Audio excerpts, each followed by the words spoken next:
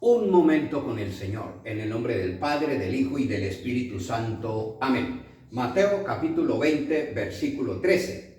Pero él contestó a uno de ellos: Amigo, no te hago ninguna injusticia. ¿No te ajustaste conmigo en un denario? Pues toma lo tuyo y vete. Por mi parte, quiero dar a este último lo mismo que a ti. Palabra del Señor. Gloria a ti, Señor Jesús. La parábola empieza comparando al reino de Dios con el propietario de una viña.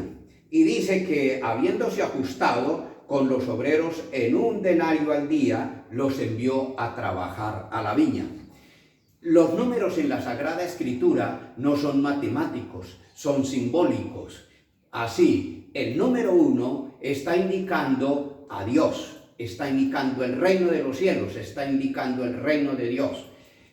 Y el número 2 también tiene su significado, el número 3 lo mismo, así hasta el número 12. Todos los números en la Sagrada Escritura tienen una simbología, tienen un significado muy particular, muy propio.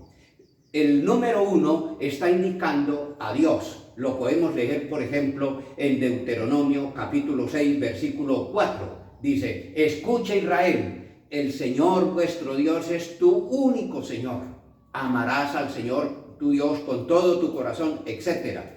A Israel lo estaban formando para creer en un solo Dios. Y por eso el número 1 era Dios.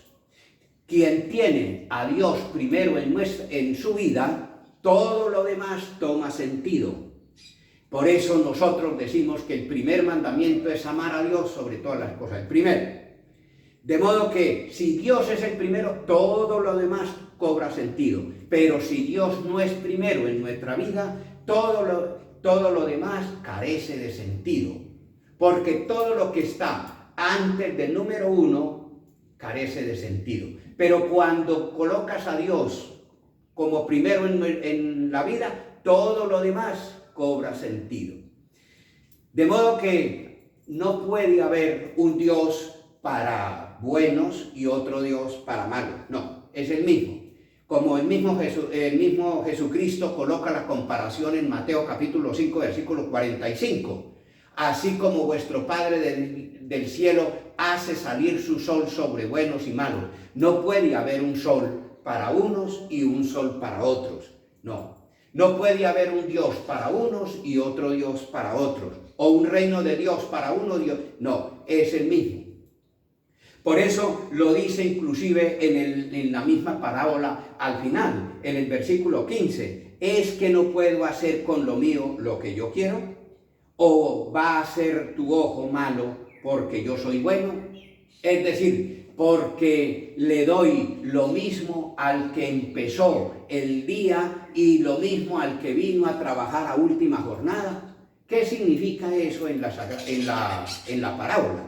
Significa aquellos que se han convertido al comienzo de la vida, aquellos que se convirtieron a media vida, a media tarde y al final de la vida, es decir, cuando ya se iban a morir.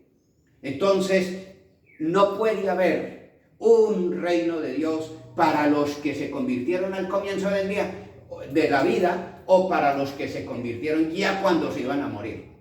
No.